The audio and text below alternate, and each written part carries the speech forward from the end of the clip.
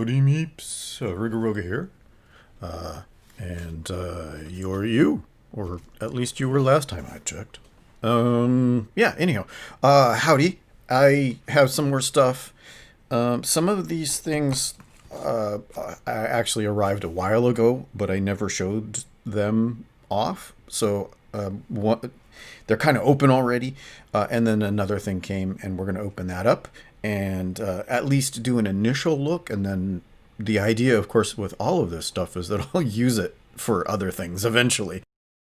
Oh boy, this is an actual box that arrived from Canada. What the heck? Oh, let's take a look. What could this be? What could it be? It of course it says that it came from Canakit Corporation, so this is some electronical doohickey thingy bob. Dun dun dun dun dun dun dun dun. Ho ho! Raspberry Pi 400 personal computer kit. Man, oh man, you know, my first computer was a Tandy Radio Shack TRS-80 Coco with 4K of RAM. And it was, sort of a keyboard computer thing. And then I had a Commodore 64 for a while with 64K of RAM.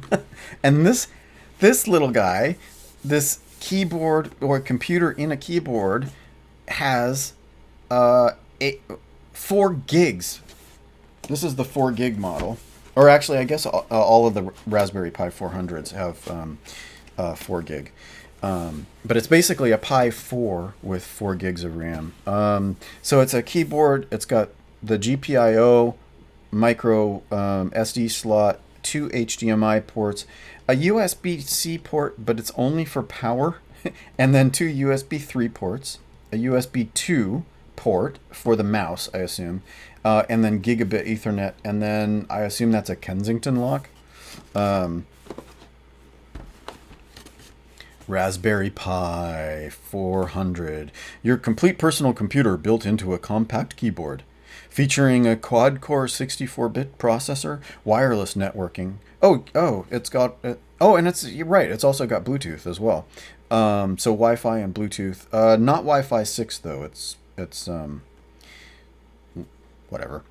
But it can actually support 4K video playback. So it can do 4K 60 frames a second, which is pretty amazing.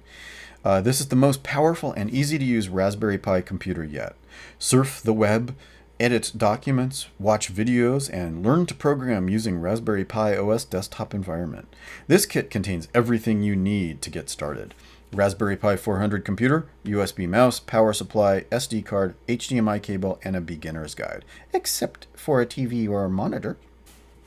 And then So it's basically a Pi 4. It's an ARM Cortex at 1.8 gigahertz, 4 gigabytes of RAM, dual band Wi-Fi, up to AC, Bluetooth 5.1 with BLE, gigabit Ethernet. Dun, dun, dun, dun, dun, dun. Okay, so let's open this up.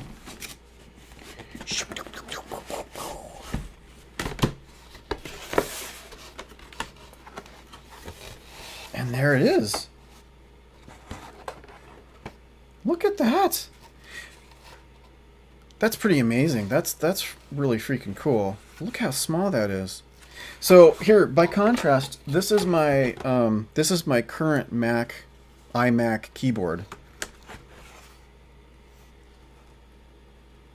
I mean, it's obviously it's thicker on the one side with the where the actual computer sits back here, but for the most part, I mean, it's not much thicker there. The keyboard is pretty much exactly the same size with the little chiclets. I mean, if you look at it, maybe a little bit smaller overall, as far as like the area that the keyboard takes up.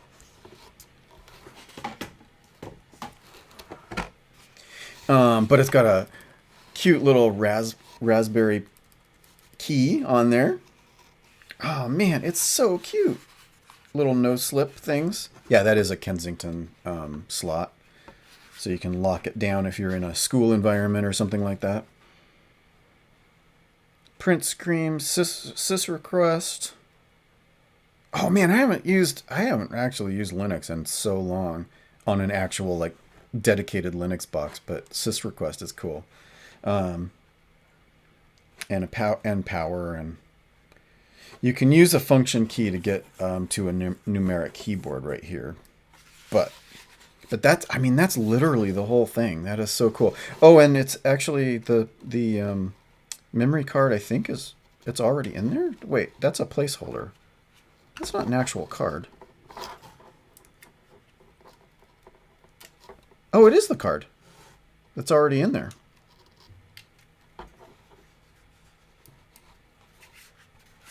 Okay. And then what else is in our fun little box here? So this is the power supply.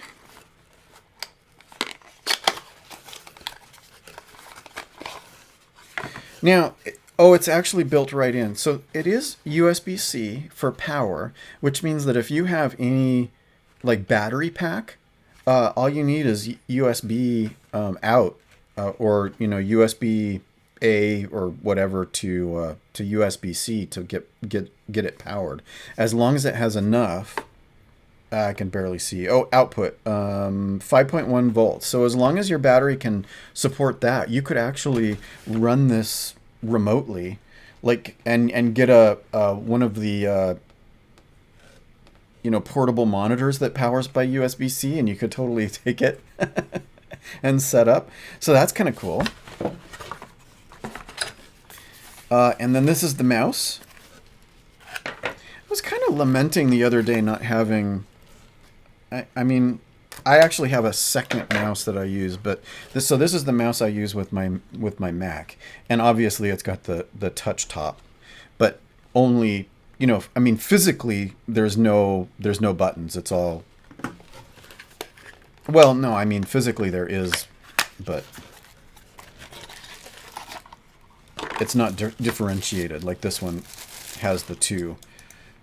And I imagine, yeah. So you could do. Pushing down on that center on the wheel feels like it's going to activate the wheel a little bit, but you could totally do third button stuff. Like I used to remember on Linux doing highlight and copy and paste using the corded middle button as a way to speed up the way that I would do copying and pasting and stuff. But yeah, it's funny.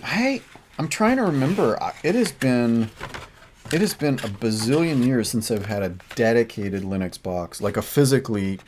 I've had like so this is included. It's an adapter for that card, so that you can put it into another device. And hiding here is it's mini USB. I mean mini HDMI to HDMI monitor cable, and then the book with all kinds of the official Raspberry Pi Beginner's Guide: How to Use Your New Computer, 4th edition, updated for Raspberry Pi 400. So it actually includes the Raspberry Pi 400 on the front. I think most of the illustrations are actually. Oh no, it actually has some illustrations that are for the 400, but quite a few of them are just for the the regular Raspberry Pi. But all kinds of fun stuff to take a look at. And I imagine what I'll do is I'll probably go through and make, do some projects or whatever, and play around with the with this guy doing various things and recording my doing some fun stuff. I don't know. I actually have no idea what I'm going to do with it. It was just for fun. And this was a gift. Actually, my mom got this for me for the holidays. So it was kind of fun. And yeah, it's really funny because my first memory of computers as a kid was actually at the University of Washington. My mom was in the psychology department, and she had punch cards, actual piles of punch cards. And she was like, don't mess those up. Don't get those out of order. And I remember going with her to a room-sized computer where she had to hand over this stack of punch cards to the technicians behind glass panels. I don't even think I'm trying to remember. I don't think they let us in even into the room. You had to pass them on to them, and they would run the program that was on the cards on your behalf, but you couldn't actually use the computers yourself. And then many years later, I remember entire buildings dedicated to all the different personal computers and people at every table working and doing stuff. And that's actually when I first got onto the internet. Was at the University of Washington way back when. And yeah, so my first memories of computers are actually with my mom and punch cards. That dates me. But yeah, it's kind of cool. So kind of coming full circle, both to my first memories of computers and also my very first computers, the Tandy Radio Shack Coco and the Commodore 64. And this machine right here, just in this keyboard, is so incredibly much more powerful than anything I had as a kid. But yeah, it's gonna be fun to try that out and see how it goes.